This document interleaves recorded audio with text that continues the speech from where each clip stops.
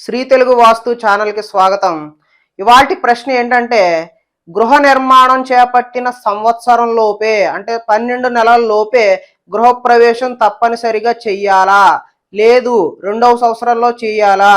కొంతమంది చెప్తూ ఉన్నారు రెండవ సంవత్సరంలో చెయ్యకూడదు. 1, 3, 5 ఇలా బేసి సంఖ్యల సంవత్సరాలలో మాత్రమే గృహప్రవేశం చెయ్యాలని చెప్తున్నారు.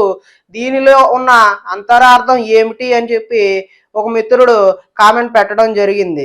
దీనిని మా గురువుగారితో సంప్రదించి దానిలో ఉన్న నిగూఢమైన రహస్యాన్ని ఛేదించడం జరిగింది. అదేంటంటే గృహప్రవేశం అనేది పురాతన వాస్తుశాస్త్ర గ్రంథాల్లో ఖచ్చితంగా సంవత్సరం లోపే చెయ్యాలని చెప్పేసి రాయబడి ఉంది. దీని అర్థం ఏంటంటే పురాతన కాలం అంటే పాత సంవత్సరం పురాతన కాలంలో మాత్రమే ఈ సిద్ధాంతం అనేది చెల్లుబాటు జరిగింది.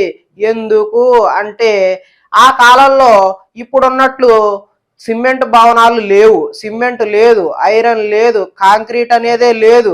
ఆ కాలంలో మట్టితో మాత్రమే నిర్మాణాలు చేపట్టేవారు.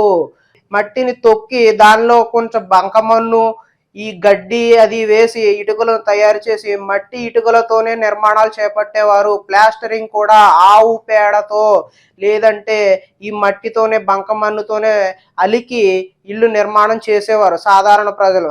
కొంచెం ధనికులు లేదు రాజ కుటుంబాలకు చెందిన వాళ్ళైతే రాతి ఇటుకలతో నిర్మాణం చేపట్టేవారు. వాటికి కూడా బైండింగ్ కోసం ఈ యొక్క గానుగ సున్నాన్ని వాడుతూ ఉండేవారు.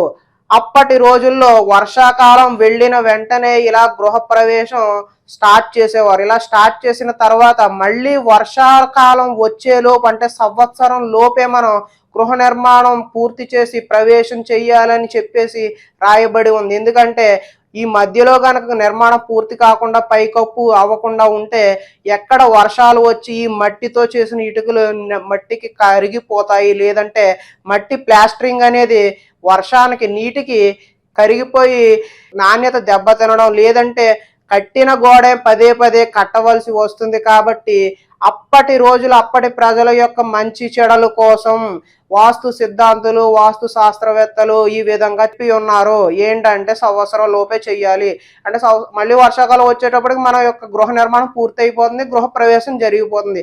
ఆ సిద్ధాంతాన్ని ఇప్పటి రోజున ఉన్నటువంటి ఈ సిమెంట్ నిర్మాణాలకి కాంక్రీట్ నిర్మాణాలకి బహుళ అంతస్తుల నిర్మాణాలకి వర్తింప చేయడం అన్నది అవివేకమే అవుతుంది.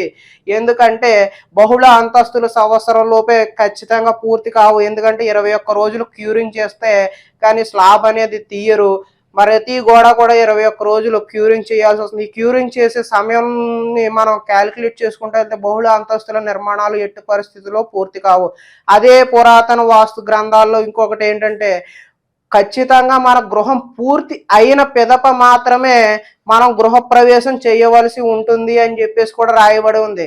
కాకపోతే ఇదేంటంటే మన సంవత్సరం లోపే గృహప్రవేశం చేసేయాలని చెప్పారు మన సిద్ధాంత గారు అని చెప్పేసి మనం పనులు పూర్తి కాకుండానే కిటికీలు పెట్టకుండా గుమ్మాలు పెట్టకుండా రంగులు వేయకుండా ఇలా అసంపూర్ణంగా ఉన్నటువంటి ఒక గృహానికి అక్కడ ఒక తెల్ల సున్నం ఇక్కడ ఒక తెల్ల సున్నం ఇలా సున్నం రాసేసి ప్రవేశం చేసి మళ్ళీ 3 రోజులు నిద్ర చేసి బయటికి వెళ్ళిపోయి తర్వాత మళ్ళీ పనులు చేయించుకుని ఒక 5-6 నెలల తర్వాత రావడం అనేది తప్పు.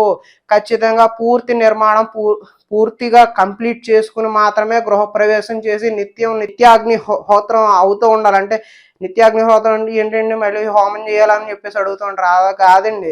ప్రతి నిత్యం అక్కడ వంట చేస్తున్నప్పుడు మనం వెలిగించేటటువంటి స్టవ్ పురాతన కాలంలో అయితే మన కట్టెల పొయ్యిలు ఉండేవి, ఇప్పుడైతే స్టవ్ వచ్చింది కాబట్టి అగ్నిహోత్రం వెలుగుతూ ఉంటుంది. ప్రతిరోజు జరుగుతూ ఉంటుంది. ఎప్పుడైతే మనం గృహప్రవేశం చేసామో అప్పటి నుంచి కూడా అక్కడ మనకి అగ్ని అనేది ప్రతిరోజు కూడా దేవుడి దగ్గర అయితే కావచ్చు ఈ వంటగదిలో స్టవ్ అనేది వెలుగుతూ ఉంటుంది. అందుచేతన మనకి గృహప్రవేశం జరిగిన తర్వాత గ్యాప్ ఉండకూడదు. మళ్ళీ ఇంకొక సిద్ధాంతం ఎక్కువ కాలం కంప్లీట్ ఇల్లు పూర్తి అయిపోయింది 2వ సంవత్సరంలో పూర్తయింది అని అనుకోండి, 3వ సంవత్సరం మళ్ళీ గృహప్రవేశం చేయాలని పూర్తయిన ఇంటిని ఖాళీగా ఉంచకూడదు. ఎందుకు పనులన్నీ పూర్తయిన తర్వాత మనం రెగ్యులర్గా వెళ్ళము చూడము. ఈ కారణం చేత ఇల్లు పాడయ్యే అవకాశం ఉంటుంది, చెదలు పట్టే అవకాశం ఉంటుంది. చెదలు పడితే మళ్ళీ ఆ ఇంట్లో నివాసం ఉండకూడదని కూడా ఆ ఇంట్లో జ్యేష్ఠదేవి ఉంటుందని కొన్ని ప్రాంతాలలో అయితే ఖాళీ భవంతులలో నెగిటివ్ ఎనర్జీ ఫామ్ అవుతుంది అని చెప్పేసి కూడా చెప్పబడి ఉంది. కాబట్టి సంవత్సరాలతో భేదం లేదు, సంవత్సరం లోపే మనం గృహప్రవేశం చేయాలన్నది ఒట్టి మాట, ఈ కాలానికి అనుగుణమైనది కాదు. 1వ సంవత్సరం అయినా చేయొచ్చు, 2వ సంవత్సరం అయినా చేయొచ్చు, 3వ సంవత్సరం అయినా చేయొచ్చు. ఎప్పుడు చేసినా భవన నిర్మాణం పూర్తి అయిన తరువాత మనం ప్రవేశం చేసి తర్వాత ఇంకా మనం అది వెకేట్ చేసేలా ఉండకూడదండి. అక్కడే నివాసం ఉండేలా పూర్తి చేసుకుని మాత్రమే గృహప్రవేశం చెయ్యాలి. దీన్ని మాత్రం మిత్రులందరూ అర్థం చేసుకుంటారని ఆశిస్తూ, నేను మీ అశోక్ రెడ్డి, వాస్తు సిద్ధాంతి. మా ఛానల్ కనుక నచ్చినట్లయితే సబ్స్క్రైబ్ చేసుకుని బెల్ ఐకాన్ని యాక్టివేట్ చేస్తే ఇటువంటి విషయాలు మీరు ముందుగానే తెలుసుకునే అవకాశం ఉంటుంది. ధన్యవాదాలు.